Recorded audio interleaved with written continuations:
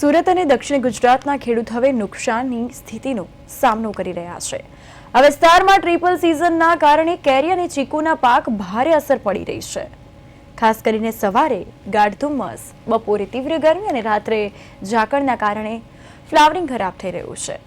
પવન નહીં હોવાને કારણે જંતુઓ અને રોગ પણ વધી રહ્યા છે। બાગાયતી પાકને ક્યાંક ને ક્યાંક નુકસાન થઈ રહ્યું છે। નવસારી, વલસાડ, સુરત, ગણદેવી સહિતના અનેક વિસ્તારો આંબા અને ચીકુના વાવેતરનું મુખ્ય કેન્દ્ર છે। ખેડૂતોનો અંદાજ છે કે આ વાતાવરણ ઉત્પાદનમાં ભારે ઘટાડો કરી શકે છે।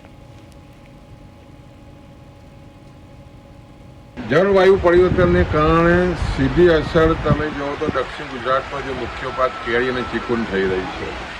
આ વર્ષે જે રીતે વરસાદ પણ ખેંચાયો, લગભગ નવેમ્બર મહિના પૂરી વરસાદ થયો અને ત્યાર પછી તમે જુઓ તો રાતે ઝાકળ પડે, સવારે ધુમ્મસ અને બપોરે ગરમી, એને કારણે જે મોર આવ્યો છે ખાસ કરીને ખરી પડવાના ખૂબ જ ખાસ કરીને આંબાના ઝાડ પર થઈ રહ્યું છે અને ખાસ કરીને ચીકુમાં પણ એ સ્થિતિ બની રહી છે। અને જળવાયુ પરિવર્તનને કારણે લગભગ દક્ષિણ ગુજરાતનો જે મુખ્ય બાગાયતી પાક આંબા અને ચીકુને ખૂબ જ મોટું નુકસાનની ભીતિ થઈ રહી છે। ખેડૂતોમાં ખૂબ જ મોટી ચિંતા છે કે જે રીતે જળવાયુ પરિવર્તનને કારણે જે મોસમ બદલાઈ રહી છે એને કારણે તમે જોવો તો